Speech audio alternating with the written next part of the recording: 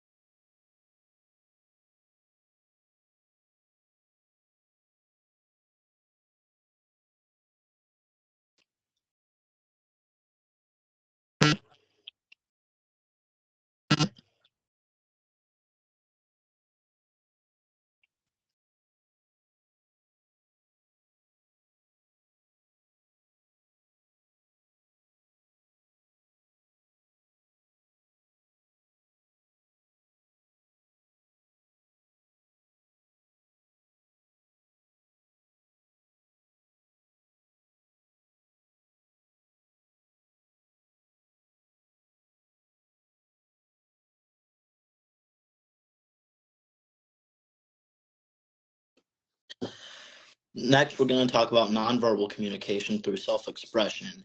This includes things like art, clothing style, environmental decor, body modifications, and body language. Many forms of art are used to express oneself. Almost all forms of art are stemmed from the need for one to express themselves, from painting, sculpting, drawing to singing, are all different forms of art, forms where people express themselves. According to TTG, Transatlantic Translation Group, art is able to convey emotions that words can't. Our history is full of art, things like paintings, sculptures, architecture, religious, like cathedrals, things like that, are all great examples of this, and it's helped shape the way society works now. Media is another form of self expression. Things like movies, books, TV shows, music, they all are ways that people view the world and they're expressing themselves through these forms of media. Are there other ways people communicate with creativity? There are many ways people communicate or express themselves other than creating art. For the individual, it tends to be objects we have collected over the years that are most expressive of who we are. Art, books, the things we buy on travels, the objects we acquire through our interests. That is what House and Garden says about this. Some examples would be things like music, jerseys, posters, action figures, records, things like that. Really, communication through body modifications. Some people put art on their bodies as a form of communication, self-respect, reflection, piercings, dyed hair, tattoos, and even plastic surgery. Body modifications date back to the earliest years in human history, whether for cultural, religious, or aesthetic purposes, says CR Fashion Book.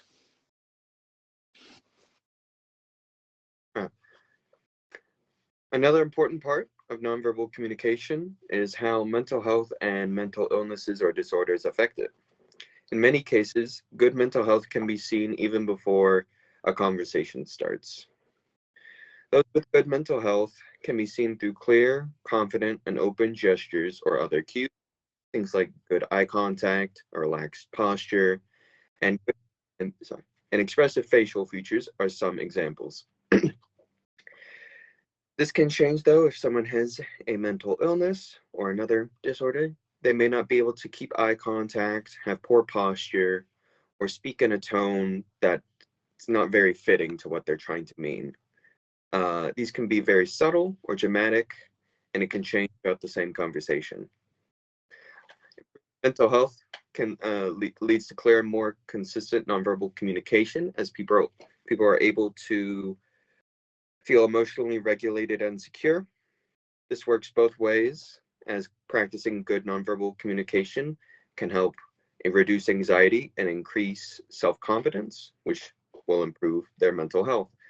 As the mental health hotline says, or explains, it's also important to improve nonverbal skills by reading the other people or person in the conversation and adapting to them. This helps everyone feel understood and seen and a part of the conversation rather than being on the outside of it. On the other hand, poor mental health can mess up nonverbal communication in different ways. If someone has poor mental health, they can be more closed off and not as open with others. This can be seen through a more closed posture. Maybe they avoid eye contact. It can also be heard through a more monotone voice. These can be hard to read for others and can make the person who is doing them have even worse mental health, as they may feel like they're understood as easily. Mental disorders or mental illnesses are extremely common, especially today, and do not affect nonverbal communication in the same way for each person. Even different combinations of mental disorders can be very different in the ways they affect people. Some of the most common types are depression, anxiety, and ADHD. According to Neurolaunch, depression can cause people to have bad nonverbal habits like slumping their shoulders, avoiding eye contact, and speak in a very monotone voice. Anxiety may lead to some fidgeting, having tense posture, or avoiding interactions when possible. ADHD can also cause some fidgeting, but they can also have people looking around. Maybe they get lost in thought, or they can say things very quickly. When some mental illnesses are combined, they may increase or decrease the severity of some bad nonverbal cues. They can either cancel each other out or multiply and become a lot worse for the person who has them. These tend to be unavoidable, but can be worked on by a person with enough time and dedication to make it so it's easier for others around them to understand them and to have a good conversation.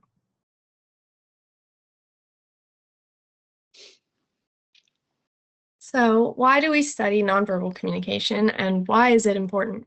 When it comes to culture, it can help us to understand other cultures and know what's culturally expected and accepted, to know what is normal for them and how to show them respect. And it's important to just not be ignorant of other cultures that are not our own and to learn what is significant to them. When it comes to self-expression, it can help us to learn more about the people that we interact with. How people present themselves and express themselves can tell you a lot about the people that you know. So it's very helpful to understand those nonverbal actions and how they tell you about other people. And then it can help us to understand how poor mental health affects the way that others communicate nonverbally, and we can learn best how to accommodate them and learn what their cues may mean and how we can communicate well with them. In a general sense, understanding nonverbal communication is one of the most useful skills that somebody can have. It helps us to understand emotions through facial expressions, body language, and tone of voice. It can build trust or distrust or confidence in a person with things like eye contact, and overall can convey information quickly using things like gestures.